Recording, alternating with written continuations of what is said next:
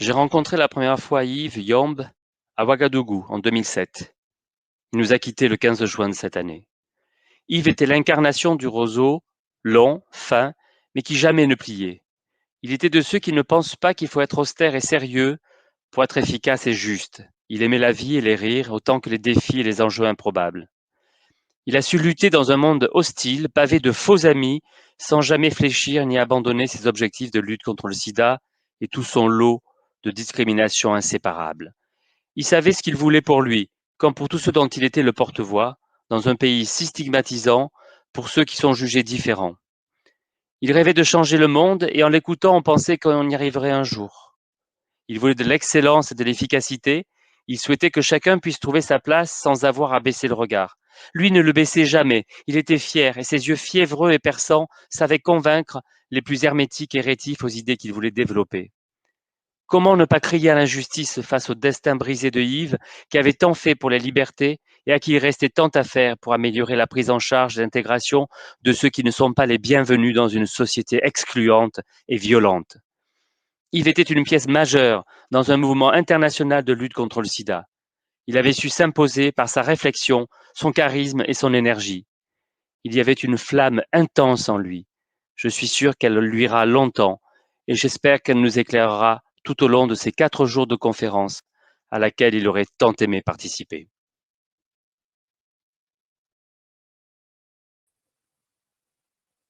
Bonjour à toutes et à tous. Nous tenions à rendre cet hommage à Yves, notre camarade militant et ami qui a mené et incarné tant de combats. Il était une figure de la lutte contre le sida et de la défense des droits des LGBT en Afrique. Tu nous manques, Yves, et tu peux être sûr que nous continuerons tes combats. Je m'appelle Vincent, je suis séropositif et militant au sein de Coalition Plus. Nous sommes en direct depuis le studio de la Fravie à l'hôpital de la Pitié-Salpêtrière à Paris. J'ai le plaisir de vous accueillir pour cette cérémonie virtuelle d'ouverture de la conférence Afravi 2020 Connectée. Cette conférence devait se tenir à Dakar, au Sénégal, et nous avons beaucoup espéré pouvoir nous réunir tous ensemble en présentiel. Mais c'est finalement, toutes et tous connectés, que ces prochains jours nous partagerons et échangerons sur les sujets qui nous rassemblent depuis plusieurs décennies. La lutte contre le VIH-Sida, la santé sexuelle, l'engagement, la défense des droits des populations clés, la médecine, la science. Cette science qui éclaire, mobilise et transforme, loin de toute manipulation et conspirationnisme. Pour ouvrir cette conférence, sans plus attendre, je vais laisser la parole à la professeure Katlama, présidente de la Fravie, que l'on ne présente plus, et à la professeure Koumba Touré, membre de l'Institut de recherche en santé et de surveillance épidémiologique au Sénégal et présidente de cette conférence Afravi 2020 Connectée. Professeur Katlama, je vous laisse la parole. Merci Vincent. Monsieur le Président de la République du Sénégal, Monsieur le ministre de l'Enseignement supérieur et de la Recherche, Mesdames et Messieurs les représentants de nos institutions, chers collègues, chers amis, chers partenaires, bienvenue dans cette 10e édition de l'Afravi. C'était en 2018 à Bordeaux une décision à l'unanimité que de faire de Dakar, en avril 2020, la capitale francophone du VIH, des hépatites, de la santé sexuelle et aussi celle des émergences infectieuses. Grâce aux dynamiques conjuguées des comités de pilotage au Sénégal et à la Fravie, tout était prêt. Abstract, programme, logistique. Et puis, coup de tonnerre en janvier, une émergence infectieuse vient d'embraser la planète. SARS-CoV-2, Covid-19, vient bouleverser nos agendas, bouleverser les calendriers, confiner les populations. En février, nous réalisons qu'avril ne sera pas possible. Mais alors, le choix de novembre s'impose à nous, pensions-nous. Nous pourrions tenir la conférence à Dakar. En septembre, la deuxième vague est là. Il nous faut, une fois encore, changer de cap et passer cette fois-ci en mode connecté. Ce fut une vraie gageure dans le temps imparti et je remercie tout le monde d'avoir de s'y être prêté. Bien sûr, ce ne fut pas toujours facile. Vous avez dû vous plier aux enregistrements avant la conférence. Pas question de la dernière minute où l'on finalise ses diapos dans l'avion. Vous avez parfois été poursuivi de mails. Bien sûr, les connexions Internet ne seront peut-être pas parfaites au nord, au sud. Mais soyez assurés que tout sera fait pour que la technique soit au rendez-vous et que nous ne la subissions pas. Bien sûr, nous serons privés de ce que nous aimons, nous les francophones, nous retrouver, nous parler, partager une vraie proximité, avoir du temps, le savourer autour d'un café, dans nos discussions, nos échanges, si nécessaire à nos équilibres. Ce ne sera que partie remise et nous nous retrouverons, c'est sûr, quand l'orage Covid sera passé. Car la pause café dans le cloud, c'est vraiment long. Mais nous voilà ensemble pour cette 10e édition de la FRAVI et c'est l'essentiel. Cette pandémie nous oblige à innover, à inventer pour continuer à échanger, apprendre, communiquer, partager. Et c'est ce que nous allons faire au cours de ces 4 jours. Et tout ce que vous avez réalisé, initié, études, analyses, réflexions, tout sera diffusé et partagé. Parce que chaque contrainte dans la vie peut aussi créer des opportunités. Ce que va nous permettre le numérique, c'est une diffusion très large de la conférence, accessible à tous, en particulier au Sud, pour ceux qui n'auraient pas pu aller à Dakar. Vous êtes déjà plus de 3200 participants de 75 pays. Bravo au Sénégal pour sa large mobilisation, la France, toute la région de l'Afrique de l'Ouest et puis la Suisse. La conférence, en outre, sera disponible jusqu'au 31 décembre, offrant le loisir d'en parcourir le contenu avec davantage de temps. Le numérique, ce n'est pas une chose nouvelle pour la FRAVI. Nous nous sommes lancés dans le partage numérique avec le livre VIH, hépatite, santé sexuelle, disponible depuis juin, accessible gratuitement en version numérique et déjà téléchargé par plus de 2000 d'entre vous dans plus de 75 pays, pas tous francophones bien sûr, mais nos messages sont pour tous. Cette belle aventure qui a embarqué 193 auteurs témoigne de la grande vitalité de notre communauté francophone. Cette édition numérique est un début. Bien d'autres thématiques majeures de nos savoir-faire n'attendent que d'être propulsées dans cet univers numérique et partagé. Nous le savons, le SARS-CoV, Covid-19 a bouleversé, giflé, paralysé à un point que nous n'imaginions pas nos sociétés, nos économies, nos systèmes de santé, y compris ceux que nous croyons les plus robustes. Cette pandémie démontre une fois encore que la santé mondiale doit être partout une valeur et un engagement durable. La santé appartient aux populations, à tous les peuples. Elle constitue leur bien primordial. Administrée par des politiques, elle doit rester au service de tous et en particulier des plus vulnérables. La santé mondiale sera le thème de notre symposium à FRAVI demain.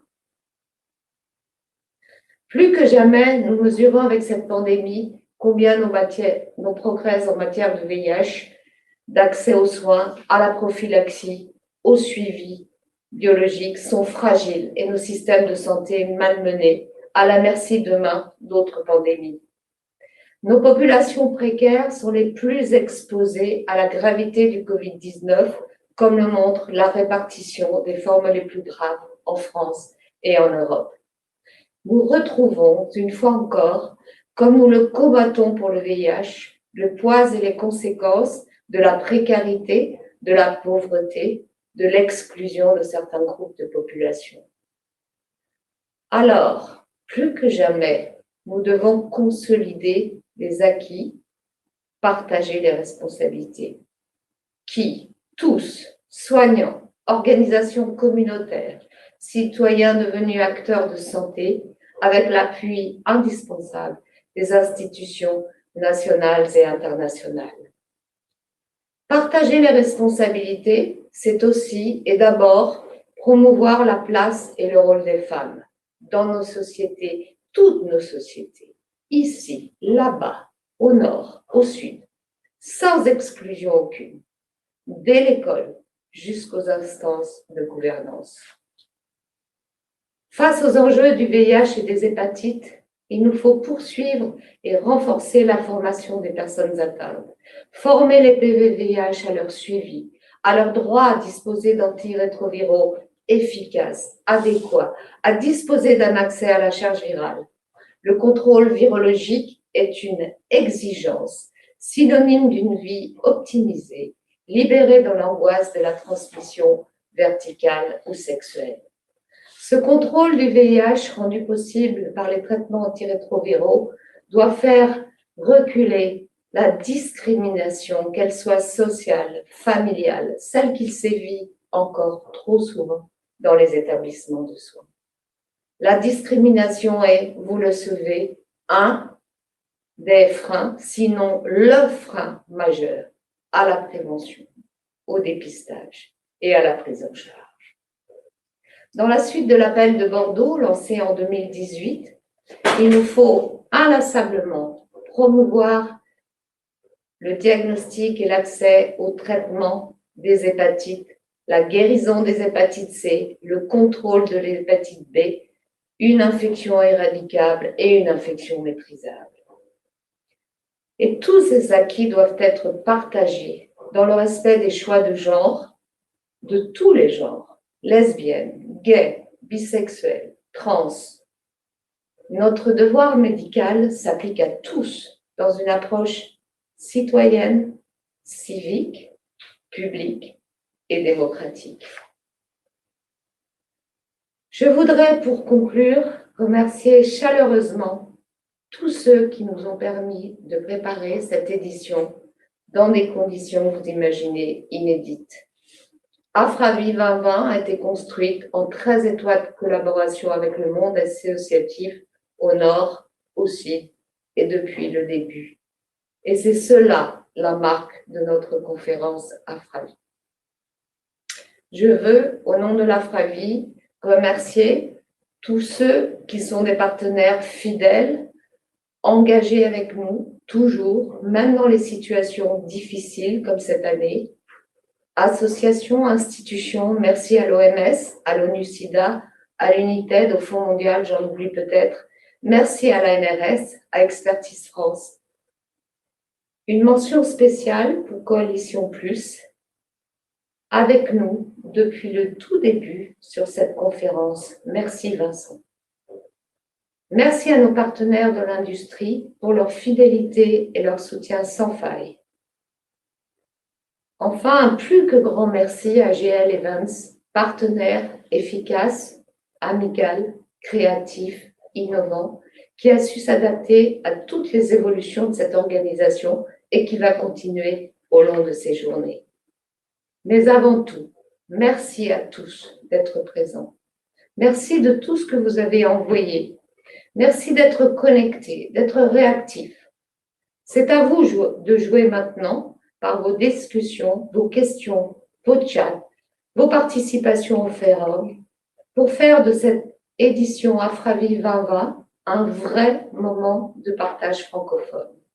Vous serez 200 orateurs dans 38 sessions, 12 symposiums, et vous aurez environ 506 postes au 31 décembre. Je vous souhaite une excellente 10e conférence Afravi Connectée et je laisse la parole au professeur Kumba, président de cette 10e édition. Merci à vous.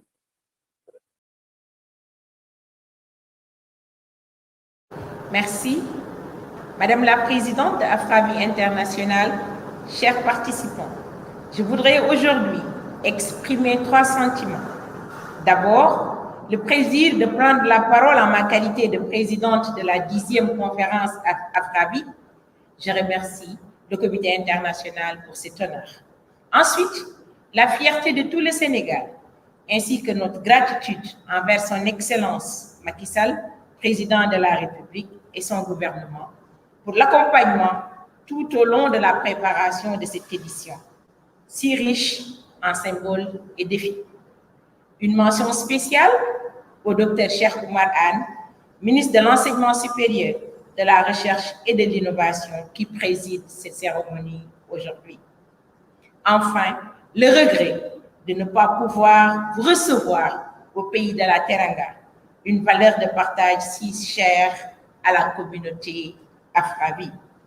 Je veux avant tout saluer les éminentes personnalités, l'ensemble de la communauté scientifique et communautaire connectée.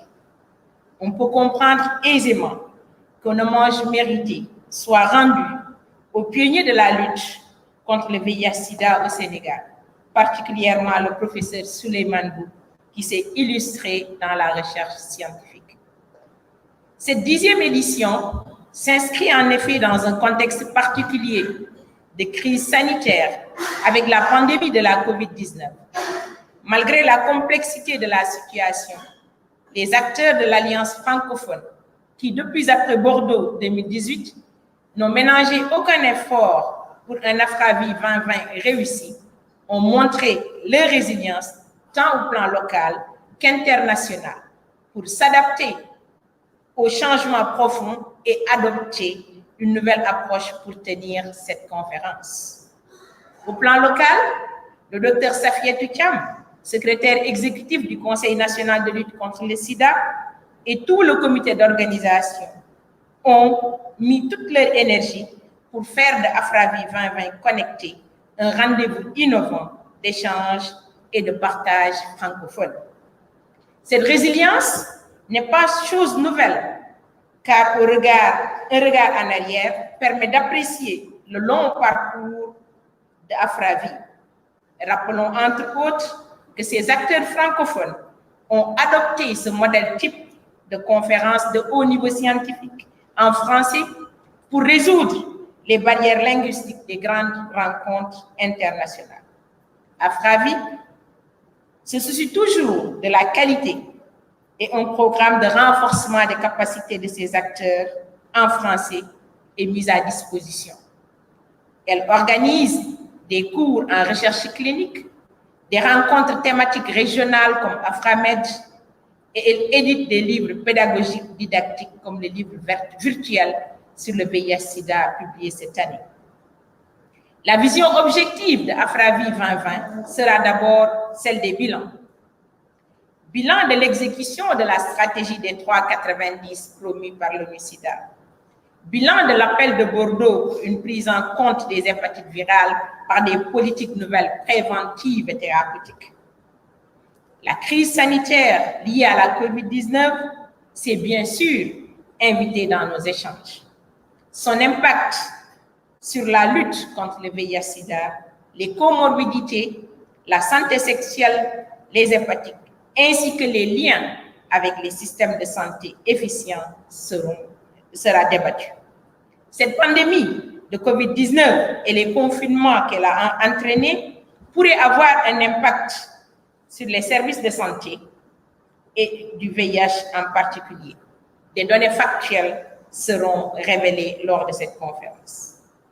Comme disait le professeur Barry Sinoussi, je la cite, « Même s'il y a évidemment beaucoup de différences entre le VIH et ce coronavirus, les leçons apprises du VIH-Sida depuis presque 40 ans seront forcément bénéfiques pour la réponse actuelle à cette pandémie de COVID-19. » La vision stratégique et opérationnelle de Afravi 2020 sera celle de la mobilisation renforcée pour des politiques de santé plus justes et plus efficaces.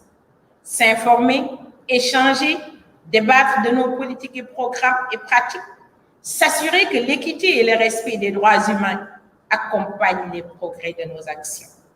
Les approches de santé globale aussi occuperont une place importante dans nos échanges. La plateforme virtuelle Afravi Connecté 2020 de cette 10e rencontre inédite, comme les éditions précédentes, accueillera les participants, les partenaires, organisations internationales et ONG, représentants des usagers, entreprises du médicament et acteurs de la société civile. Ensemble, nous construirons cette conférence pour faire entendre la voix de la francophonie, voix portée par Afravi. Avec plus de 2500 inscrits, un programme scientifique riche, de symposiums d'actualité, de sessions plénières, sessions parallèles, de séances de posters, cette approche virtuelle de la conférence et l'accompagnement inédit des participants de divers horizons feront de cette rencontre un succès total. Je terminerai mon propos en souhaitant à toutes et à tous de belles journées, riches en rencontres virtuelles, en réseautage et enrichissement pour des systèmes de santé résilients et une recherche de qualité dans un monde francophone uni dans la pluralité et la diversité de ses composantes. Je vous remercie tous. Bonne conférence. Merci Christine et Kumba pour vos mots et d'avoir ouvert la conférence Afravi 2020 connectée. Nous allons désormais écouter Madame Stéphanie Sédou, ambassadrice chargée des questions de santé mondiale au ministère de l'Europe et des Affaires étrangères de la France. Madame l'ambassadrice, nous vous écoutons.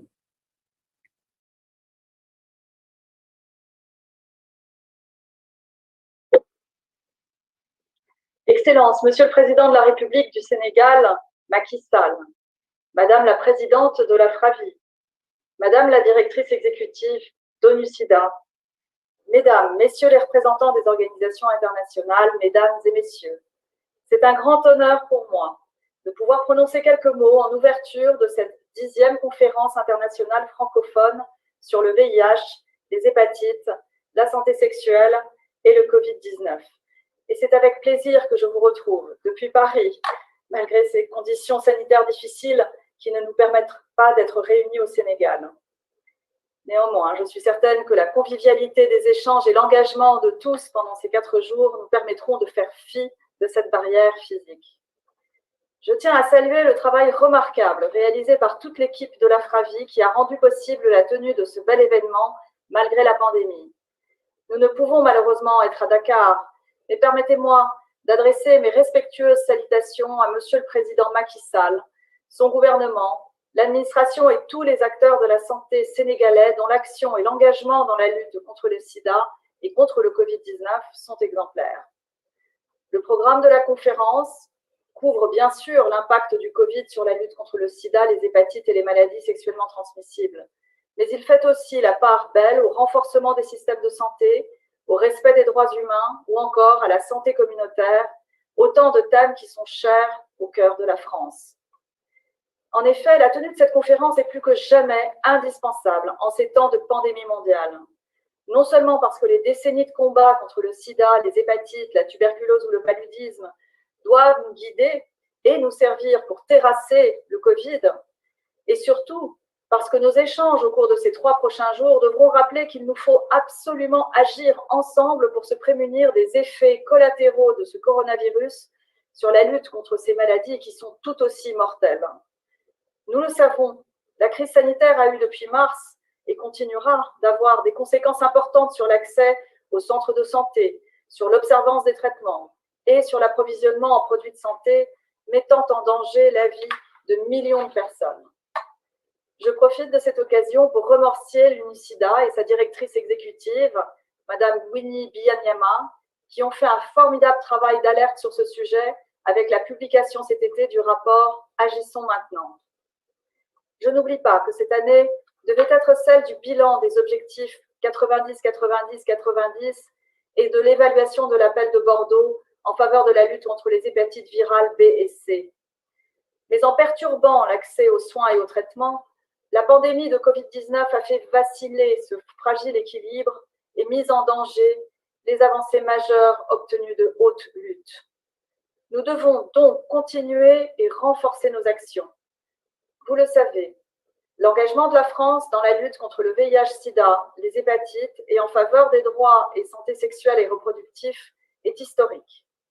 Il y a plus de 20 ans, le président Chirac adressait un vibrant appel à la mobilisation et à la solidarité internationale pour l'accès aux traitements antirétroviraux en Afrique. Cette volonté de lutte implacable contre ces maladies a été rappelée par le président Emmanuel Macron à Ouagadougou en novembre 2017. Il a réaffirmé la place essentielle de la santé dans la politique de développement et de solidarité internationale de la France et la priorité donnée à l'Afrique francophone.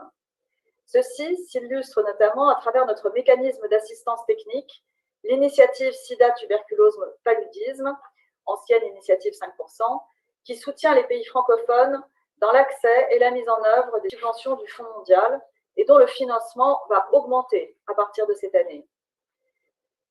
Conscient des dangers du Covid, de la crise sanitaire, économique, sociale, alimentaire qu'il pouvait engendrer et du risque réel d'effet d'éviction sur la lutte contre le VIH et les maladies transmissibles, la France s'est positionnée rapidement en soutien à ses partenaires africains via les organisations non gouvernementales humanitaires et les institutions ou programmes spécialisés de l'ONU comme l'OMS et le PAM, présents sur le terrain. En tant que 5e bailleur d'aide publique au développement dans le monde, avec près de 11 milliards d'euros alloués en 2019, l'État français a donc décidé de consacrer plus de 1,6 milliard d'euros à la lutte contre les pandémies dans les pays les plus vulnérables, spécifiquement en Afrique. Ainsi, dès le 10 avril, le président de la République Emmanuel Macron s'est joint à l'initiative pour la réponse en Afrique, un plan d'aide contre le Covid, aux côtés de ses homologues africains, parmi lesquels le président Macky Sall, M. Moussa Faki, président de la Commission de l'Union africaine, et le Dr Tedros Ghebreyesus, directeur général de l'Organisation mondiale de la santé. Cette aide porte prioritairement sur les volets sanitaires, humanitaires et recherche médicale. À travers les subventions du ministère de l'Europe et des Affaires étrangères et de l'AFD, l'Agence française de développement, la contribution s'élève à ce jour à près de 18 millions d'euros, notamment pour la recherche et la coopération scientifique dans le cadre de la riposte au Covid-19. Je tiens également à souligner la grande réactivité des fonds multilatéraux en santé qui ont su répondre aux inquiétudes et à l'urgence de la situation, tout en assurant au maximum la continuité de leurs programmes en cours. Le Fonds mondial de lutte contre le sida, la tuberculose et le paludisme et UNITAID, avec le soutien de la France qui y contribue dans une très large mesure et d'autres partenaires, ont immédiatement assuré la continuité de leurs actions de lutte contre les 3 pandémies, tout en mettant leurs moyens à disposition des pays bénéficiaires pour faire face à la crise. N'oublions pas que les hépatites B et C sont toujours très présentes en Afrique francophone, touchant particulièrement les populations vulnérables, et qu'une mobilisation de tous les acteurs de la santé reste essentielle pour que des financements adéquats soient octroyés. La France agit sur ce point via UNITAID, qui subventionne des programmes de prévention et a une action décisive pour permettre l'accès de tous aux médicaments révolutionnaires apparus en 2014.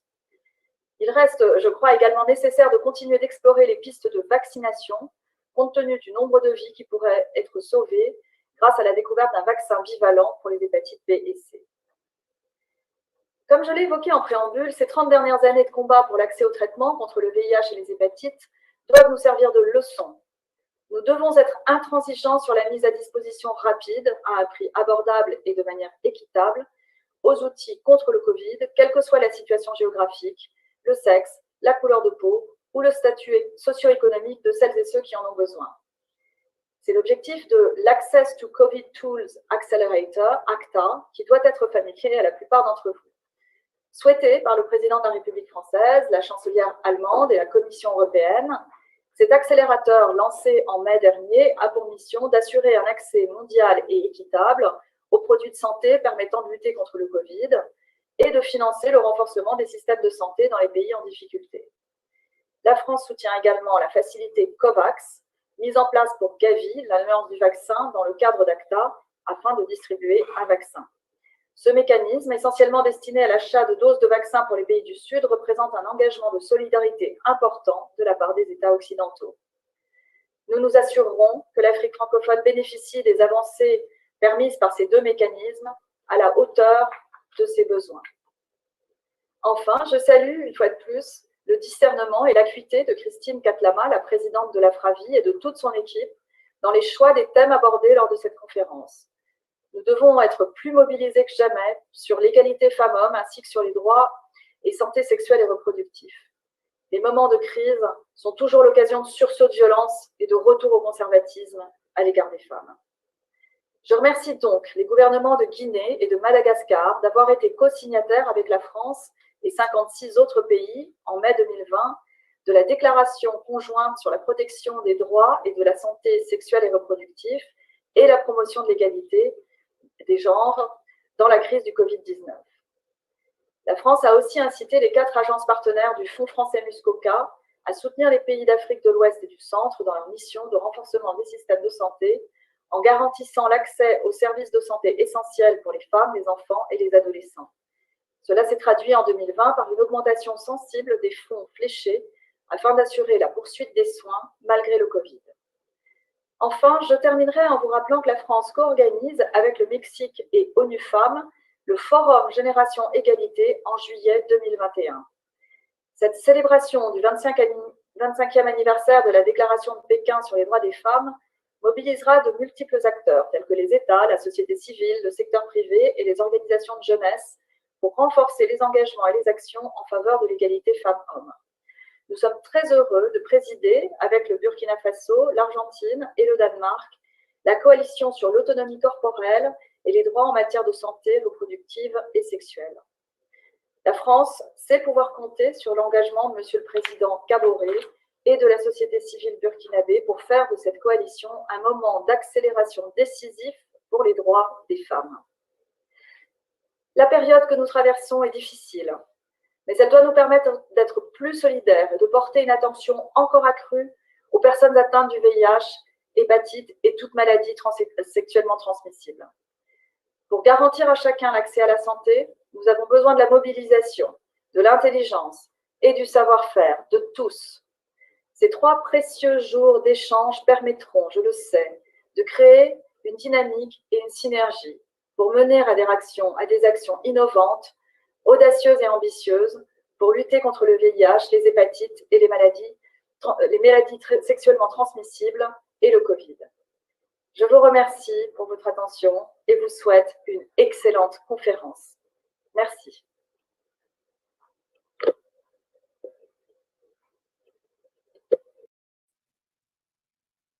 Merci, Madame l'ambassadrice, pour vos mots et votre engagement.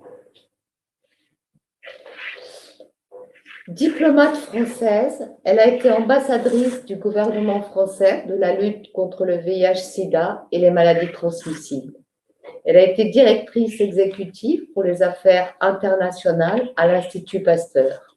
Son engagement dans la diplomatie sanitaire date de son premier mandat à Genève.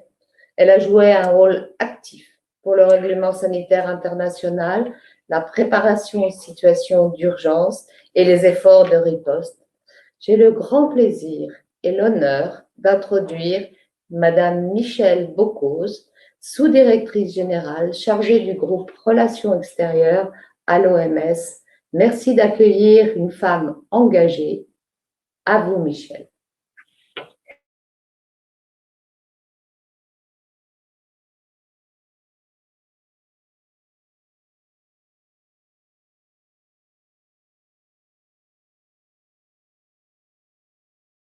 Madame la Présidente, chers partenaires, Mesdames, Messieurs, je suis très heureuse d'être avec vous virtuellement aujourd'hui pour ouvrir cette conférence internationale, même si bien sûr j'aurais aimé qu'elle se déroule dans cette merveilleuse ville de Dakar. La crise sanitaire du Covid-19 à laquelle le monde est confronté depuis 10 mois est d'une ampleur inégalée et continue d'être dévastatrice, tuant en priorité les personnes vulnérables. Les effets de la pandémie de Covid-19 sur la santé vont bien au-delà des souffrances causées par le virus lui-même. La pandémie a eu des répercussions considérables sur les systèmes de santé, les économies, les sociétés et sur les personnes.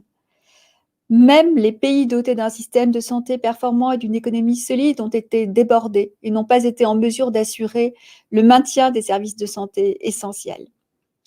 La pandémie de Covid-19 a également des effets désastreux dans la lutte contre le VIH, les hépatites et les maladies sexuellement transmissibles. Ainsi, de nombreux décès liés au VIH sont dus à des infections consécutives à l'affaiblissement du système immunitaire. Selon une étude que nous avons menée cet été, 73 pays ont signalé qu'ils risquaient de connaître des ruptures de stock d'antirétroviraux en raison de la pandémie de Covid-19. 24 pays ont indiqué que leur stock d'antirétroviraux était extrêmement faible ou que l'approvisionnement pour ces médicaments vitaux était perturbé. Nous avons aussi effectué conjointement avec l'ONU-SIDA une modélisation qui suggère qu'une interruption de 6 mois de l'accès aux antirétroviraux pourrait entraîner un doublement du nombre de décès liés au sida en Afrique subsaharienne pour la seule année 2020. Le constat est alarmant. Nous ne pouvons pas laisser la pandémie de Covid-19 réduire à néant les avancées obtenues dans la réponse mondiale contre le VIH. Nous ne pouvons pas laisser des personnes mourir simplement parce qu'elles n'ont plus les moyens d'accéder aux soins qui les maintiendraient en vie. Depuis le début de cette crise, l'Organisation mondiale de la santé n'a cessé de rappeler l'importance de l'unité nationale, de la coopération internationale, du multilatéralisme et surtout de la solidarité. Concrètement, cela signifie qu'il faille veiller à ce que chacun puisse disposer de soins accessibles, abordables et de qualité, et où les besoins se font sentir au moment où ils se font sentir. L'OMS, avec ses partenaires, sont déterminés à tout mettre en œuvre pour que ceux qui ont besoin d'un traitement contre le VIH continuent d'y avoir accès. Ainsi, nous avons élaboré des directives à l'intention des pays pour maintenir en toute sécurité l'accès aux services de santé essentiels pendant la pandémie, y compris pour les personnes vivant ou affectées par le VIH. Ces directives encouragent notamment les pays à délivrer des traitements pour de plus longues périodes, maintenir les chaînes d'approvisionnement, engager les communautés dans la livraison des médicaments antirétroviraux et bien d'autres aspects, et travailler avec les fabricants pour surmonter les défis logistiques. J'aimerais à ce sujet souligner notre collaboration exemplaire avec les acteurs de la société civile, qui, au cœur des communautés, accomplissent un travail remarquable dans le domaine des soins de santé primaire, du VIH, de la santé de la mère et de l'enfant, dans la lutte contre la violence à l'égard des femmes. Les premières leçons apprises de la crise du Covid-19 sont claires. Nous devons investir davantage dans la santé publique et dans les soins de santé primaire. Nous devons renforcer les systèmes de santé pour les rendre plus résilients, afin de surmonter les futures crises sanitaires tout en maintenant les services de santé essentiels. Ainsi, les services de santé sexuelle et reproductive doivent être disponibles partout, à tout moment, y compris en situation de pandémie. L'accès équitable aux services de santé essentiels et la protection des personnes vulnérables est une des priorités de l'OMS. Je l'ai dit et je le redis avec force, les soins de santé primaire sont le fondement des systèmes de santé solides et de la couverture santé universelle. La santé est un droit fondamental de chaque être humain, pas un privilège. Nous avons tous été impressionnés et encouragés par les soignants qui se sont mis en danger au service des autres. Permettez-moi, pour conclure, de leur rendre un hommage appuyé, car partout dans le monde, y compris dans les endroits les plus reculés, les personnels de santé continuent leurs efforts sans relâche pour construire un monde plus sain, plus sûr et plus juste pour tous. Je vous remercie de votre attention et je vous souhaite des échanges passionnés et fructueux.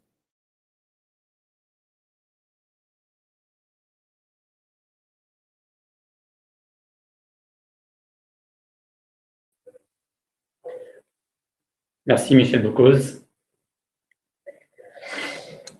Autre femme, pionnière de la lutte contre le VIH-Sida, elle a réussi tout au long de sa carrière le formidable défi d'un engagement scientifique, médical et communautaire. Professeure de maladies infectieuses, chef de service à Casablanca de longues années, elle est une infatigable militante dans la lutte contre les discriminations dans son pays, mais aussi dans le monde. Elle a fait du Maroc un pays remarqué dès le début de la lutte contre le VIH-Sida. Place maintenant à la 5e femme de cette cérémonie, une femme d'exception, j'ai nommé Hakima Imish, présidente de Coalition Plus. Chers collègues, chers partenaires, chers amis, merci aux organisateurs de me donner la parole en plénière d'ouverture de la 10e conférence internationale francophone AFRAVI. Cette conférence est un rendez-vous immanquable pour nous, acteurs et actrices communautaires unis au sein des réseaux de Coalition Plus, déployés sur les continents européens, africains, américains et asiatiques. Grâce au partenariat privilégié entre Coalition Plus et la FRAVI, la voix de ces acteurs résonnera encore plus fort lors de cette conférence. Merci à la FRAVI pour la décision qui a été prise d'organiser la conférence en ligne malgré les défis et les difficultés que cela implique. Cela nous permet d'entretenir les liens qui nous unissent. Cela nous donne l'occasion de rappeler que la démarche communautaire que nous portons auprès des instances onisiennes, comme des gouvernements nationaux, est indispensable pour atteindre les objectifs mondiaux d'élimination du VIH/SIDA et des hépatites virales. Ces objectifs ne seront pas atteints tant que les droits fondamentaux des personnes infectées, affectées et vulnérables ne seront pas respectés, tant que la stigmatisation, les discriminations et les inégalités d'accès à la santé subsisteront. Cela vaut pour le VIH, les hépatites virales, mais aussi, dans une certaine mesure, pour la pandémie de Covid-19. Pour l'ONU-SIDA, de nombreuses formes de stigmatisation et de discrimination sont apparues dans le contexte de cette pandémie. À propos de la Covid-19, estimant qu'on a besoin dans cette infection, comme dans le VIH, de pouvoir en parler à la première personne, Vincent Pelletier a tellement insisté qu'il m'a convaincu de témoigner de mon vécu à cette tribune. Fin août, par négligence de ma part, nous avons été contaminés, mon mari et moi, par le SARS-CoV-2. Ma première réaction a été la honte que cela m'arrive à moi, infectiologue, et qui plus est présidente d'une coalition prônant la prévention et la réduction des risques. Je l'ai vécu comme un échec personnel.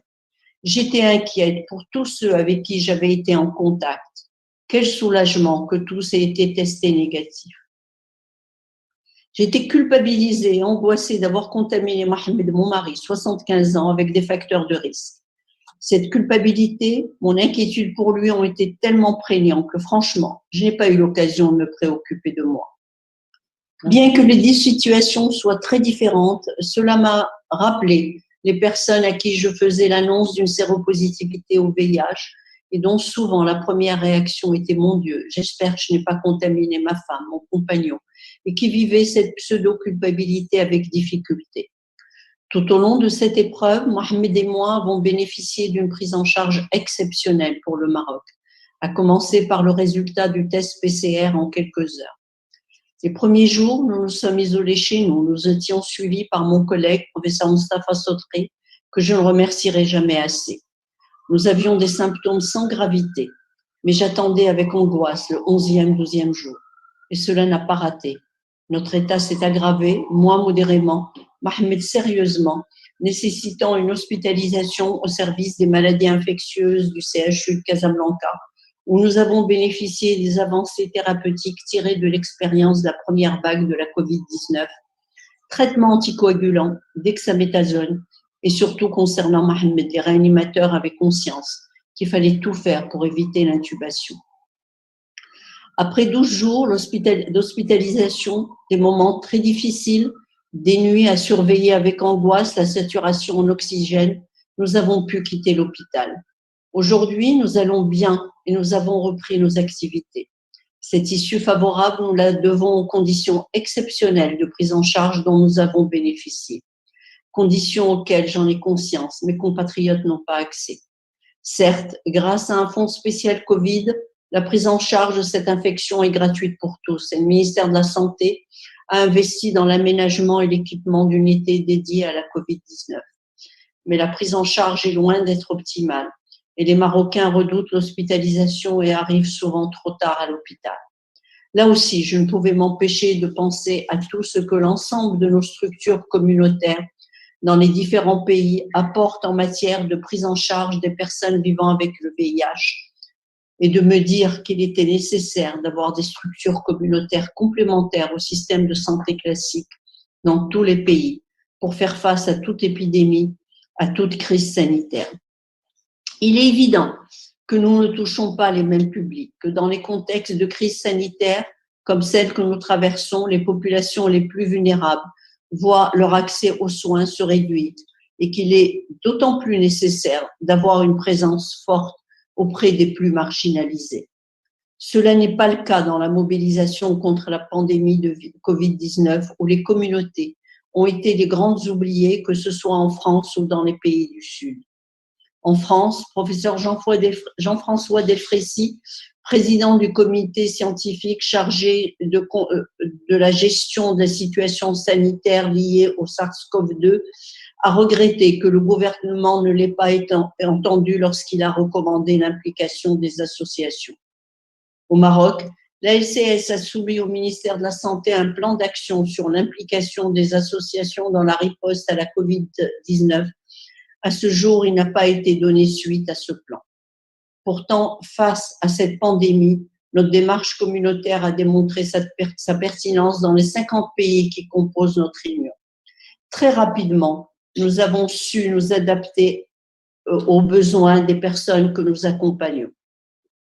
Cette capacité d'adaptation, nous la devons à la réactivité de nos communautés, qui historiquement ont toujours su se mobiliser et se réinventer. Mais nous la devons aussi à la flexibilité de nos bailleurs, tels que l'initiative 5%, l'Agence française de développement, United ou encore le Fonds Robert Carr, qui, dès mars 2020, ont permis à Coalition Plus de constituer un fonds d'urgence, qui nous a permis de poursuivre la riposte au VIH dans les meilleures conditions, d'assurer la continuité des soins auprès de nos bénéficiaires et la survie des plus vulnérables. Il serait temps que notre voix soit entendue, que la place de nos associations dans les systèmes de santé soit reconnue par tous les États, que les organisations internationales, mais aussi nos gouvernements, ne nous considèrent plus comme de simples prestataires de services, mais comme des acteurs à part entière du système de santé. Je vous remercie de votre attention et j'en profite pour remercier tous ceux qui nous ont soutenus pendant ces semaines difficiles, tant au Maroc qu'au niveau international. Ce virus étant une cochonnerie qu'il faut éviter d'attraper. Réduisez les risques et prenez soin de vous.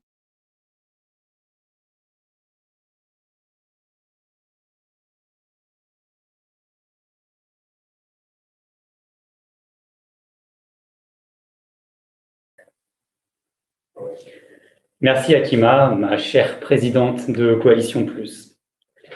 Nous connaissons toutes et tous Winnie Byanyima pour son engagement fort en Ouganda et à l'international pour les droits des femmes, pour les questions de développement et aussi pour sa place dans la société civile en tant que directrice exécutive d'Oxfam International.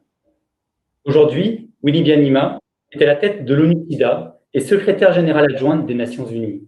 Nous avons le plaisir de l'avoir avec nous en direct de Genève. Ms. Byanyima, when you are ready, you may begin. Merci beaucoup. Vos Excellences, chers collègues, chers amis, c'est un honneur pour moi m'adresser à vous aujourd'hui.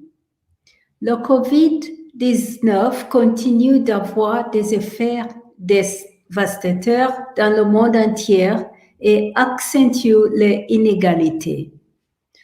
Outre les pertes intolérables en vie humaine, les pertes d'emploi, la pauvreté, l'impasse socio-économique, l'augmentation de la violence envers les femmes et les violations des droits de la personne. Elles perturbent les systèmes de santé essentiels et embranlent les programmes de lutte contre le VIH ainsi que l'autre priorité sanitaire mondiale. À l'ONU-SIDA, comme partout dans le monde, nous sommes très occupés par l'entrée en collision des pandémies de COVID et de VIH. Est-ce que cela signifie pour les personnes vivant avec le VIH, tout comme la population vulnérable? Nous devons saisir cette opportunité pour transformer notre monde et reconstruire un mieux, afin de mettre fin à la COVID et au VIH.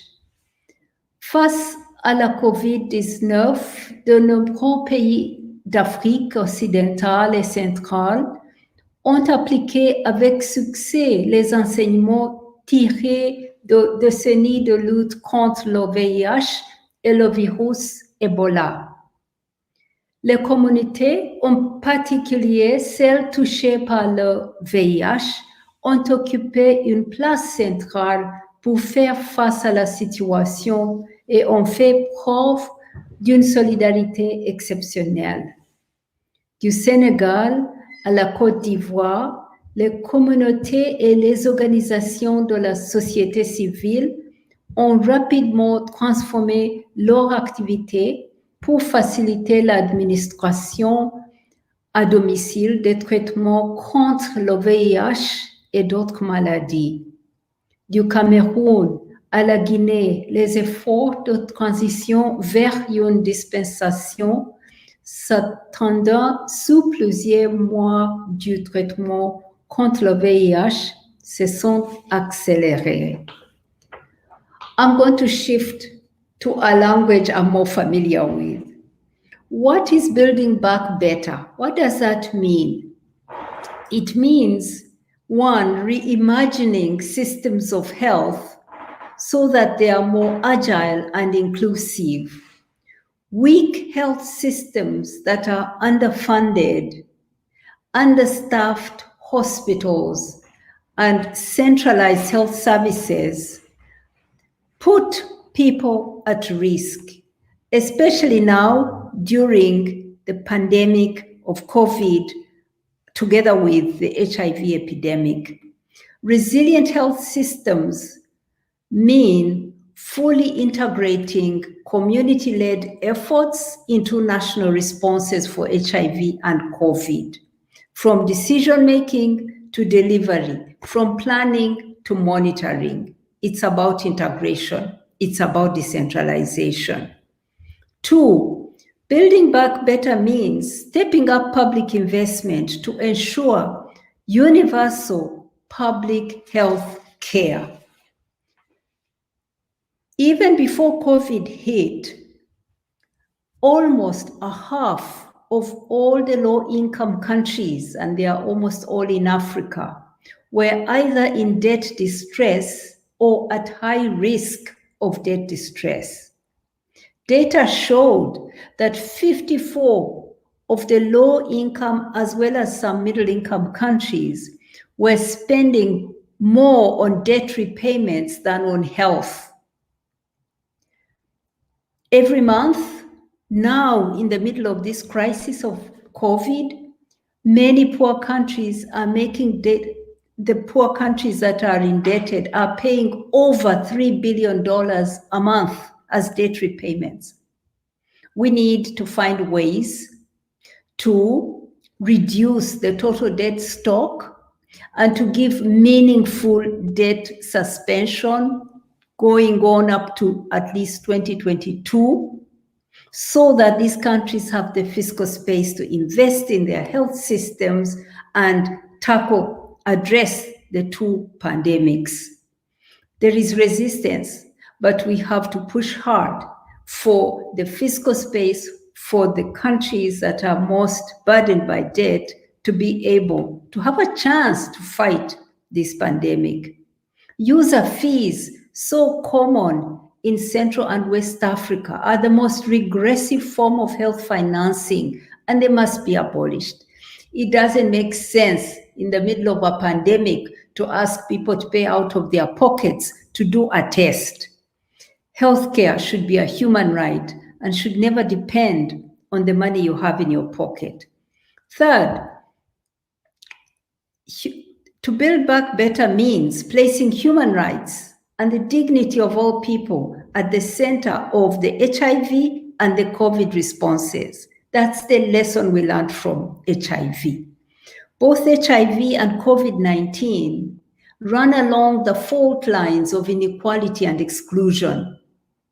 It is a myth to believe that there can be a trade-off between human rights and public health. They go together. Human rights are the very means by which governments can fight and win against any pandemic, including COVID, including HIV. Fourth, building back better means developing and producing health technologies that are global public goods. We cannot repeat the mistakes we made in the early years of the HIV response, when antiretroviral treatments were available, but prices were so high that only people in rich countries were getting the ARVs and living long and healthy lives, while more people, millions others, were dying in poor countries. We cannot repeat that mistake. We need regional cooperation to boost research and development capacities, to strengthen local production, to ensure that when a vaccine is found, there is production in all regions and no one is waiting in the back of the queue. I welcome very much the creation of the African COVID-19 Vaccine Readiness and Delivery Task Force, ACRED. It's a multi-stakeholder platform to coordinate regional efforts and to support vaccine readiness and delivery. This is good. Africa is getting ready to build up its capacity to produce the vaccine for its people. I also wish to congratulate the work of l'Association Africaine des Centrales d'Achat de Médicaments Essentiels, that's called ACAME, and also welcome and praise the support given by France in particular to strengthen regional solidarity to produce, for drug procurement and supply. This is important. We support very much these initiatives because every region must have access to buying the vaccine and also to producing it so that everybody is supplied. I am proud to be part of the People's Vaccine Alliance. This is an alliance that we have formed with civil society, raising people's voices, calling for a vaccine to be fairly and speedily distributed across the world, free of charge at the point of use. In this alliance, we are calling for 4 things. One is ensuring adequate supply. So we are asking for the sharing of knowledge, of information, of know-how, of intellectual property through the CTAP, which is a pool that is managed by WHO. We want companies to put their know-how there so we can rapidly produce a vaccine. We want to ensure affordable prices. Prices must be made transparently so that the cost of R&D is clear, the cost of manufacturing is clear, and also the public investment in the innovation is also discounted from the price. Third, we want to ensure equitable access, that all countries have access, no one is waiting in a queue. And we have, for that, what is called the WHO Equitable Allocation Framework. This is important because that framework provides a formula where we put health workers in all countries first, people over 60 next, as well as people with underlying health conditions that make them vulnerable. That's like 20% of the people in each country to come first, then others to come next. That way, all people all over the world are catered for. These are the demands of the People's Vaccine, and we salute France and other countries that have supported these principles. In conclusion, friends, this is a make or break moment for building back better and making true on the promise of the right to health for everyone, the fate of our young generation. The risk of rolling back years of hard-fought gains against HIV and other diseases is real because of this pandemic. Mesdames et messieurs, honorables invités, what we need is bold political leadership to get us back on track, to end the fight against HIV and to win against COVID. We will have to put human rights, gender equality, and communities at the front and at the center of all that we do. We can do it. As one great leader said, yes, we can. Merci. Asante sana, Winnie. Merci beaucoup pour votre intervention. Pour résumer rapidement en français ce que vous nous avez dit, vous nous invitez à reconstruire ce monde en mieux, à mettre fin à l'épidémie de Covid et au VIH. Et reconstruire en mieux signifie 4 choses. Réimaginer les systèmes de santé pour qu'ils deviennent agiles et inclusifs. Intensifier les investissements publics pour garantir des soins de santé universels qui comprennent des services pour la communauté et par la communauté financés par l'État. Vous nous dites qu'il faut placer les droits et la dignité de la personne au centre de la réponse pour lutter contre le VIH et la Covid. Cela nous parle beaucoup dans le milieu du VIH. Et enfin, vous nous proposez de développer et produire des technologies médicales et de santé en tant que biens publics mondiaux. Merci, Winnie. Merci, Winnie. Nous sommes fiers, avec un O, que l'ONU-SIDA soit aujourd'hui dirigée par une femme, une militante telle que vous, qui a une telle histoire et un tel engagement pour les questions de développement et son intérêt pour le VIH. Merci. Elle a été ministre de la Santé en France pendant 5 ans. Elle a appris à connaître la lutte contre le VIH et c'est elle qui prendra la décision d'autoriser la PrEP, faisant de la France le premier pays à donner un accès gratuit et remboursé à cette révolution en matière de prévention. Elle est aujourd'hui présidente d'United, United qui est un soutien fort de la FRAVI avec une philosophie de partage et d'innovation. Elle se bat, femme politique engagée pour un meilleur accès aux médicaments et aux produits de santé dans le monde. Nous écoutons désormais Marisol Touraine. Madame la présidente d'AFRAVI, Madame la présidente du Congrès, Madame la directrice générale d'ONU-SIDA, Mesdames les ambassadrices, Madame la présidente de Coalition Plus, Monsieur le directeur exécutif d'Affirmative Action, Mesdames et Messieurs, chers amis, c'est vraiment un grand plaisir pour moi de vous retrouver à l'occasion de cette 10e conférence internationale d'AFRAVI. Les temps que nous traversons sont difficiles et plus que jamais, nous avons besoin de nous retrouver, de nous rassembler, même si évidemment nous aurions préféré le faire à Dakar. Mais je souhaite féliciter et remercier les organisateurs d'avoir maintenu cette conférence de façon virtuelle, donc, mais cela nous permet d'échanger. La pandémie de Covid-19 frappe partout et rien ne serait plus destructeur que d'opposer notre combat à cette maladie nouvelle et celui que nous devons mener inlassablement face au VIH, à la tuberculose et au paludisme.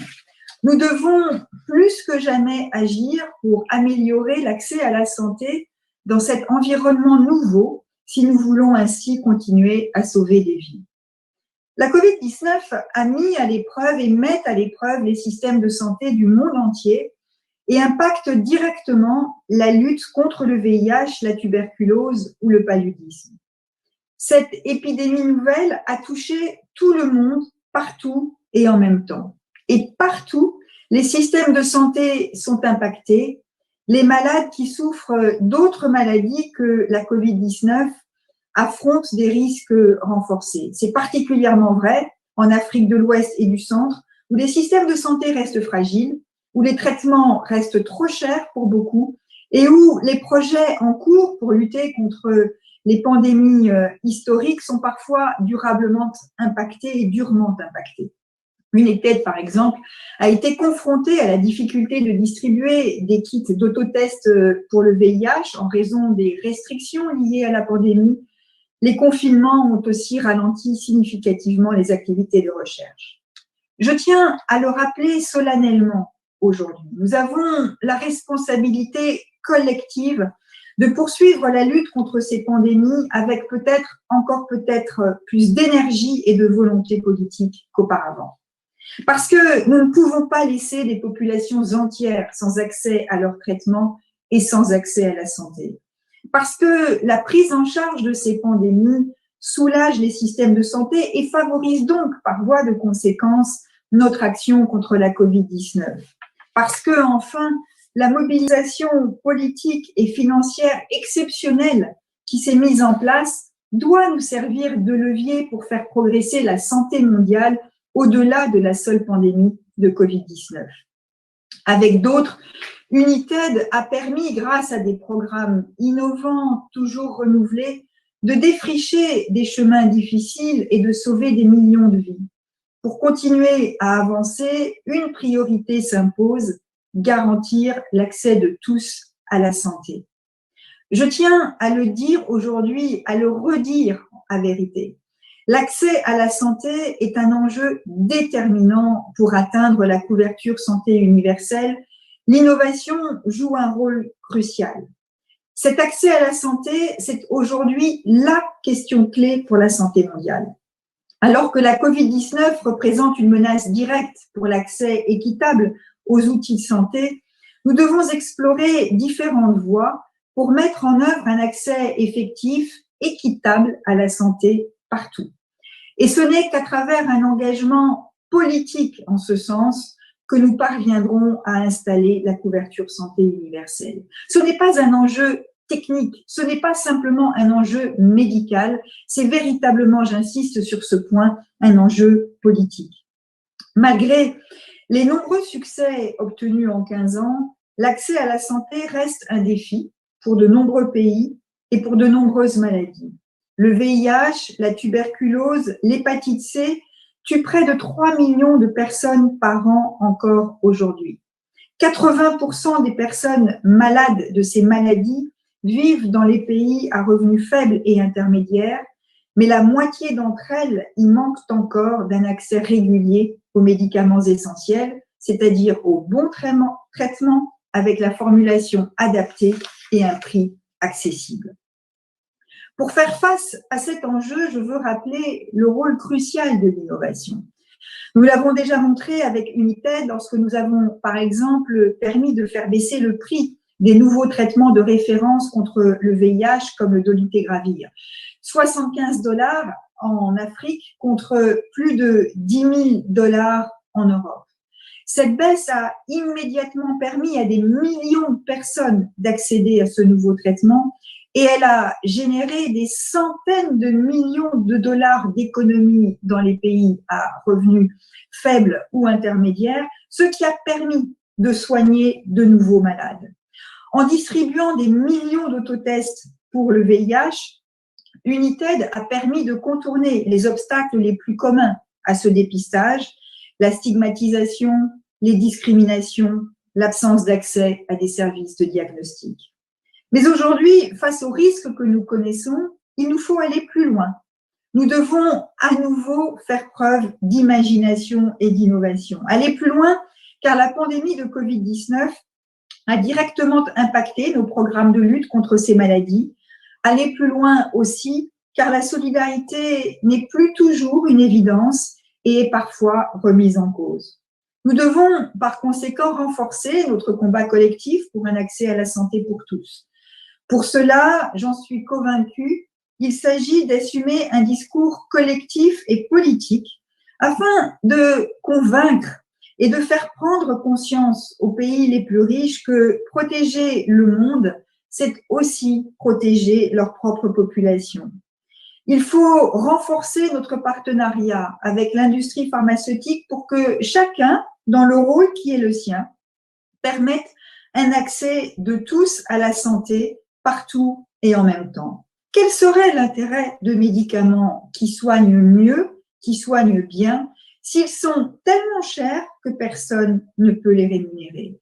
L'innovation a un prix, oui, mais ce coût ne peut pas être n'importe quel coût. Et de nouveau, nous retrouvons les enjeux de propriété intellectuelle, y compris pour le Covid-19. Cet objectif ambitieux et collectif, nous ne pourrons l'atteindre sans réinventer le multilatéralisme et sans rendre notre action plus efficace au service des populations.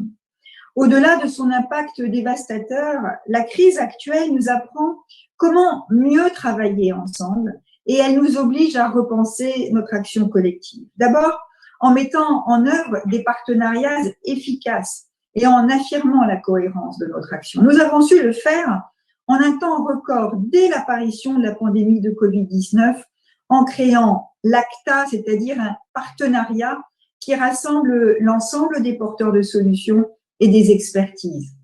Ces partenariats ne sont pas seulement institutionnels, ils constituent une collaboration concrète qui permet d'œuvrer plus efficacement et plus rapidement à des solutions tangibles pour les populations.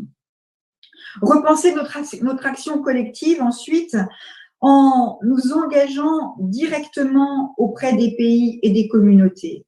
L'idée n'est pas neuve, bien sûr, et cette collaboration, nous l'avons mise en place dès notre création à l'UNITED. Mais nous devons faire plus et mieux avec les pays qui sont plus touchés. L'engagement opérationnel, le leadership politique des pays avec lesquels nous travaillons est indispensable à l'élaboration de solutions financières et structurelles pérennes qui permettent l'accès de tous à la santé. Les institutions internationales ne peuvent pas faire seules sans l'engagement des pays dans lesquels elles interviennent. Enfin, nous devons tous ensemble recréer un récit collectif qui présente la santé et la santé mondiale comme un investissement pour le futur. La crise de la Covid-19 nous offre aujourd'hui une fenêtre plus que d'opportunités, de responsabilité. À nous qui œuvrons depuis des années pour la santé des populations. Affirmer la santé comme un déterminant clé de notre développement, comme un rouage essentiel du développement économique. Cette crise, ce n'est pas seulement l'occasion d'encourager les pays, les industries, les organisations, l'ensemble des partenaires à penser différemment, elle est aussi pour chacune et chacun d'entre nous l'occasion d'y réfléchir et de le faire concrètement. Je vous remercie pour votre attention et je vous souhaite une excellente 10e conférence internationale d'Afravi. Merci Marisol Touraine pour ce beau discours et nous passons désormais au prochain intervenant. Parce qu'il n'y a pas de lutte sans les acteurs concernés, parce que ce sont eux qui, depuis 40 ans, ont lutté pour les droits, pour l'accès au traitement, pour les tests, pour la prophylaxie. Il ne peut y avoir d'Afravi sans une parole donnée aux acteurs communautaires. Parce que les générations passent, nous sommes ravis d'accueillir Serge Iota. Serge Iota est engagé sur les questions de santé et de droits des LGBT au Cameroun et en Afrique. Il a été directeur d'Affirmative Action et porte-parole d'Africa Gay et il est maintenant en charge des questions de plaidoyer pour Coalition Plus. C'est à vous, Serge.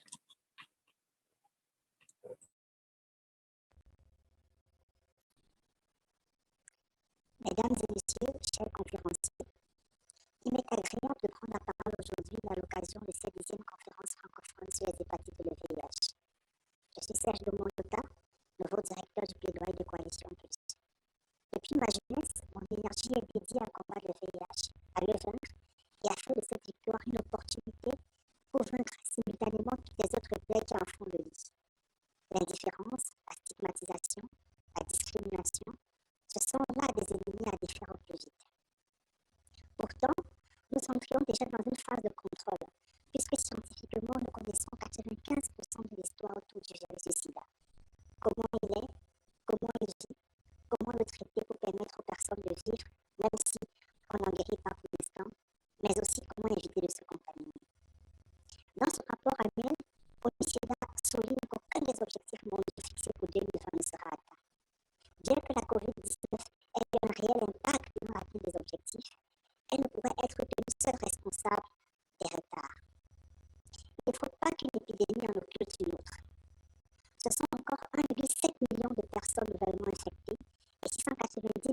décédés à cause du sida en 2019.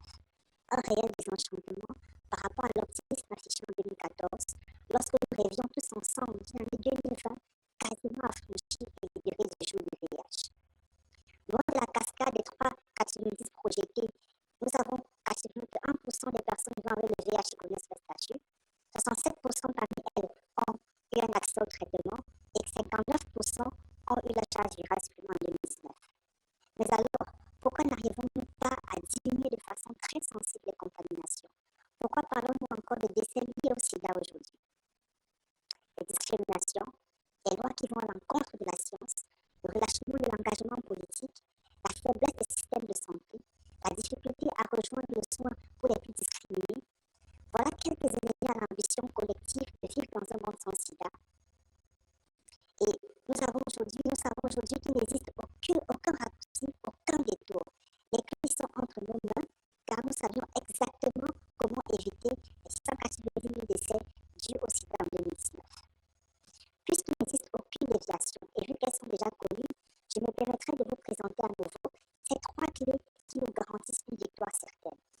Il s'agit de la clé de la justice sociale, la clé de la volonté politique et la clé du renforcement du système de santé, du système communautaire.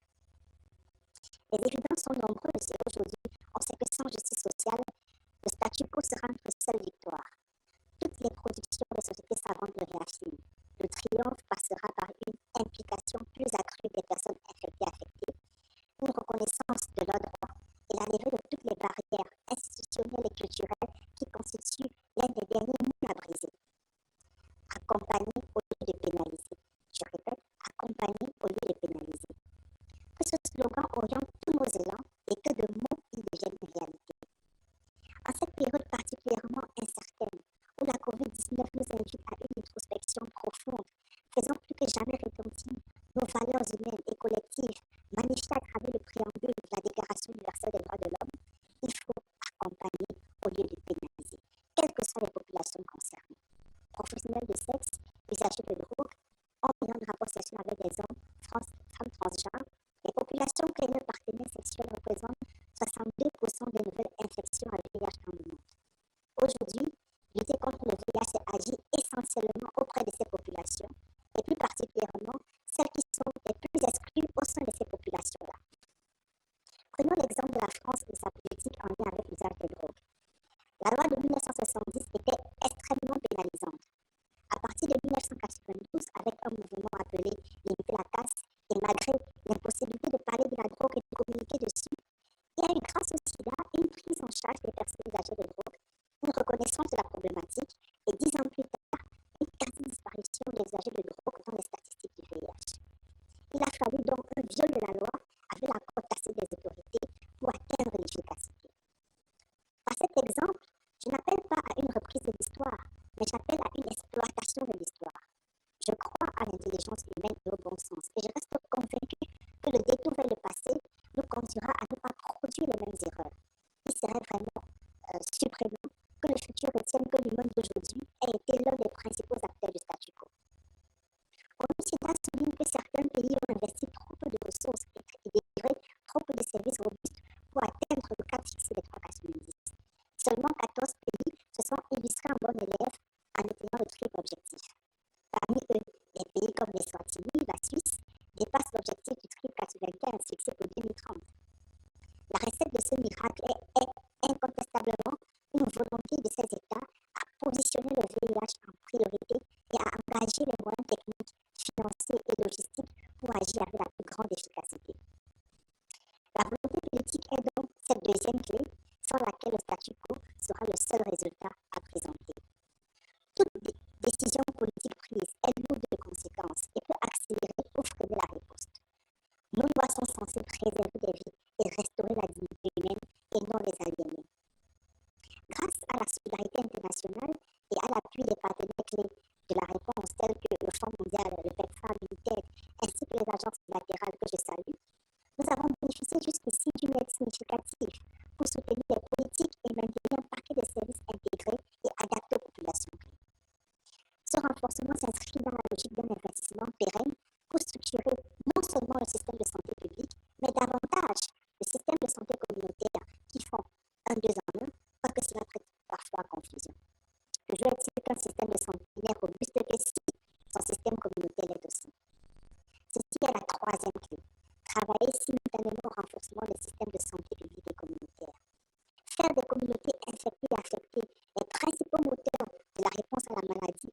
gage de succès. Les évidences plaident dans cette orientation. Coalition Plus en est un parfait exemple. Ces actions de plaidoyer pour la mobilisation de ressources, notamment dans le cadre de la reconstruction des fonds du Fonds mondial, ou encore ces actions de recherche communautaire auprès des populations clés, donnent une plus-value certaine à la riposte collective. Pour conclure, j'en appelle à une volonté politique qui aille dans le sens de la responsabilité, ancrée dans le droit à la santé pour tous. J'en appelle à la justice sociale, symbole de notre humanité, et gage du respect de tous, eu égard nos différences et nos divergences.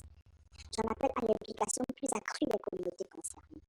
Ensemble, tous unis, je nous invite à un engagement individuel et collectif, sincère et retentissant, pour briser toutes les dernières barrières et célébrer la victoire finale.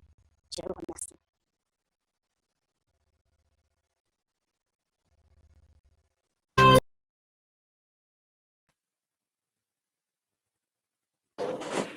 Merci. Nous aurions dû être à Dakar, vous l'avez entendu, mais nous allons quand même y être.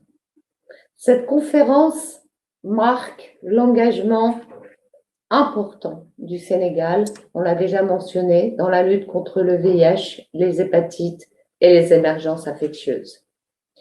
Nous sommes particulièrement reconnaissants au gouvernement sénégalais de son engagement et de son soutien.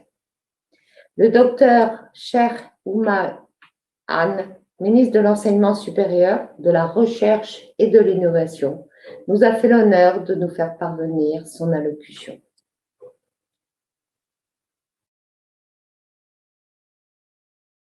Madame la directrice exécutive de l'ONU-SIDA, Madame la présidente de l'UNITAID, Madame la présidente de la Coalition Plus, Madame l'ambassadrice de Santé mondiale, Mesdames et Messieurs les coprésidents et coprésidentes et membres du comité local de Afravi, chers participants de la conférence Afravi, la COVID-19 nous a démontré, s'il le fallait, les maladies transcendent les frontières, que le monde de l'infiniment petit peut fragiliser nos sociétés, même les plus avancées.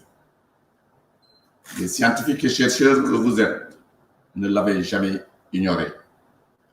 Quant au monde profane, il l'a violemment découvert. Pourtant, les maladies pour lesquelles Afravi se mobilise continuent à nous interpeller. Seulement, en 2019, plus de 38 millions de personnes vivaient encore avec le VIH à travers le monde, dont plus de 1 800 000 enfants et plus de 1 700 000 nouvelles infections. Et malgré les considérables avancées médicales, les progrès scientifiques, notamment le déploiement massif des médicaments antirétroviraux, près de 700 000 personnes sont décédées de maladies liées au sida cette même année. C'est évidemment beaucoup trop et très largement en deçà des objectifs fixés par l'ONU-SIDA. Parallèlement, l'OMS annonce que plus de 325 millions de personnes vivent aujourd'hui avec l'hépatite B et C à travers le monde.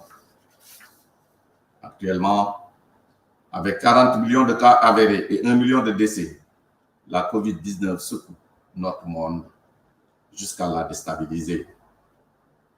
Pour combien de temps encore? Nul ne le sait aujourd'hui. Pour vous, scientifiques et chercheurs, comme pour nous, leaders politiques et dirigeants, c'est le moment de réaffirmer notre volonté de combattre ces virus avec encore plus de force et de détermination.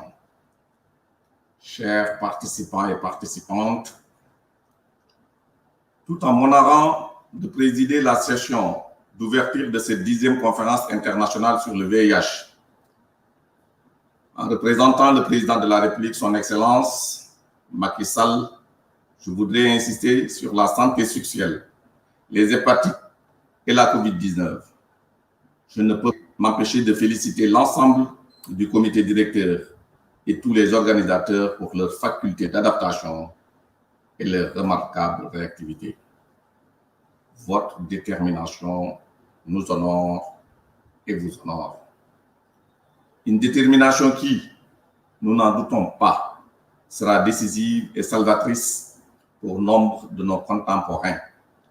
Une détermination qui sera encore plus que nécessaire pour protéger nos systèmes de santé et renforcer notre solidarité face à la menace toujours persistante de la COVID-19. À l'heure où, plus que jamais, l'échange d'informations scientifiques et le partage d'expériences revêtent une importance capitale dans le combat contre les virus, nous mobiliser reste un devoir. Nous n'avons pas un autre choix. Vous avez choisi de résister et de vaincre. Merci à vous tous. Cette conférence connectée est une occasion de plus pour vous, chercheurs, de montrer vos capacités de résilience face à ces maladies et de partager vos avancées en confrontant vos points de vue pour le bien-être des populations. Mesdames et messieurs, le Sénégal a toujours su tenir son rang parmi les leaders de la réponse au VIH en Afrique. Une réponse qui se fonde sur une triptyque vertueuse que sont la prévention, le traitement et la recherche. Trois piliers d'une victoire certaine et que nous voulons très prochaine. Vous conviendrez avec moi que les efforts fournis par mon gouvernement, par le gouvernement du Sénégal, pour permettre l'accès gratuit au traitement du VIH au plus grand nombre sont considérables. Il reste urgent pour nous de nous assurer que personne ne sera laissé sur le bord du chemin, que les populations les plus vulnérables seront protégées pour rompre la chaîne de transmission du VIH. C'est le prix à payer pour mettre fin à l'épidémie du sida. Un objectif, certes ambitieux, mais qui reste à notre portée. Nous savons aussi que c'est en soutenant la recherche, l'innovation et le talent que nous finirons par vaincre ces virus, le VIH, le virus de l'hépatite ou du coronavirus. Aujourd'hui, le Sénégal, fidèle à ses valeurs, s'implique avec énergie dans la lutte contre la COVID-19. Permettez-moi ici de remercier la communauté médicale sénégalaise qui se mobilise chaque jour avec rigueur et abnégation contre la pandémie de la COVID-19, avec des résultats que beaucoup d'observateurs considèrent comme une réussite. Mais nous restons humbles et continuons la mobilisation.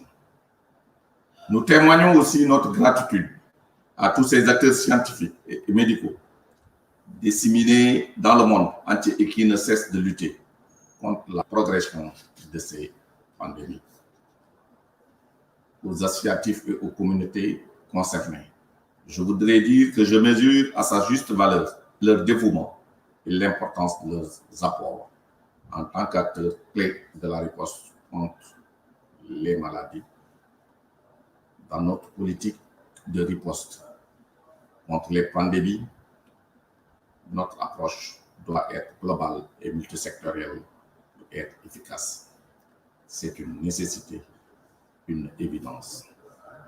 C'est par cette approche globale qui place les communautés de l'humain au cœur de notre action que nous vaincrons ces maladies. Nous en avons la certitude, une certitude que vous partagez sûrement avec nous. Chers participants, avec vous et contre ces virus, j'ai toute confiance en notre avenir. C'est aussi avec une note d'espoir que je déclare officiellement ouverte la conférence francophone connectée sur le VIH, la santé sexuelle, les hépatites et la COVID-19. Je vous remercie de votre aimable attention. Merci, Monsieur le ministre. Voilà, nous arrivons au bout de cette cérémonie. Merci à tous ceux et celles qui en ont assuré la technique. J'espère que ça allait pour vous tous. Nous étions quand même en direct de l'Ouganda, de Dakar, de Genève, de Paris. Merci à vous toutes, en particulier Stéphanie, Michel, Winnie, Marisol, Serge, d'avoir partagé vos visions inspirantes. Nous avons ce soir, avec Kumba, qui doit être quelque part en Zoom, un regret infini. Ne pas vous recevoir comme ça aurait été le cas à Dakar, autour d'un verre de l'amitié dans ce très beau palais de Diamniadio. Merci Vincent, merci à tous et puis bonne soirée pour quand même à Dakar un verre de l'amitié. Et bonne conférence, rendez-vous demain matin 8h30.